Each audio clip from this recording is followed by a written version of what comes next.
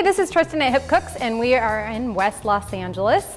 And today we're going to talk about prime rib, also known as a standing rib roast. So this is the beast we have in front of us, and this is a 3-rib, well, this is a 2-rib, now that I take a closer look at it, a 2-rib standing rib roast.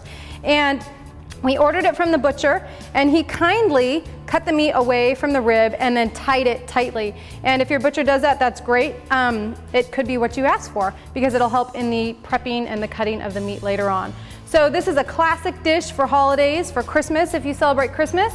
And it's pretty easy to get going. So I've got this, I've wiped it down, I've patted it down and absorbed all the extra blood that's come off of the meat.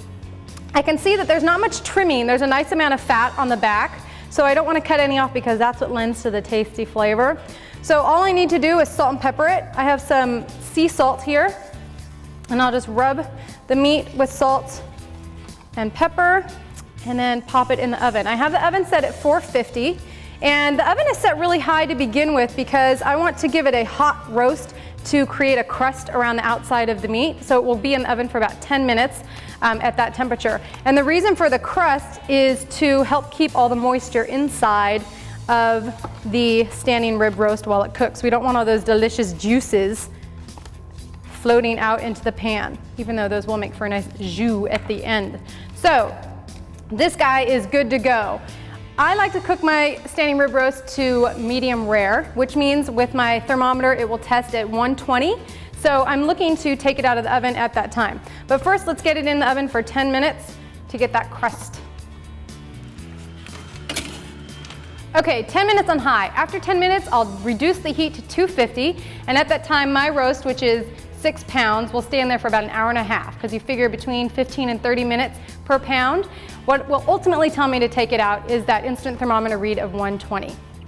Okay, it's been 10 minutes, so I'm ready to turn the oven down to 250. Okay, oven is down to 250 and I set the timer for about an hour and a half, but I will check it a little bit before just with my thermometer to make sure it doesn't get overcooked.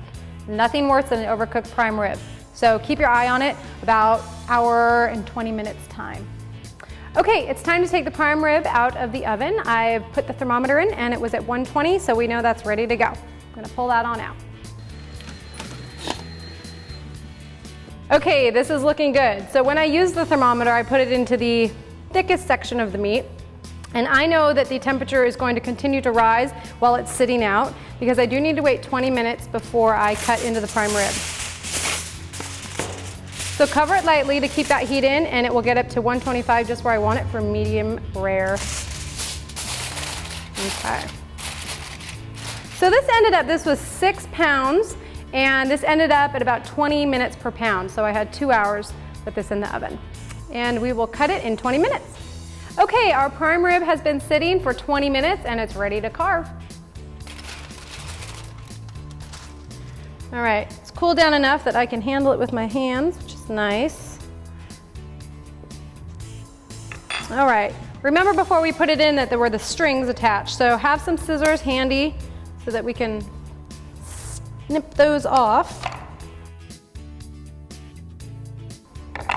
So if you lift up the standing rib roast, you can see, oh, that's cooked perfectly. Look at that. Lovely and pink. That the butcher has separated this already. You can decide how you want to serve the prime rib. Some people enjoy the bones, and so they will want to be able to put those on the plate to gnaw on them. That would be me. So I'll just cut those off to separate them. And it's an easy cut right down through the bone. You can see that we have 2 bones here.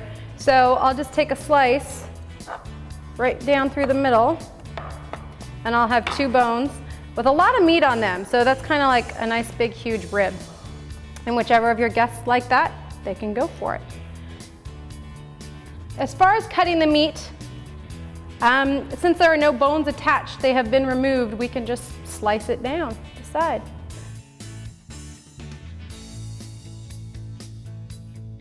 So you can decide on the width of your slices. It's up to you.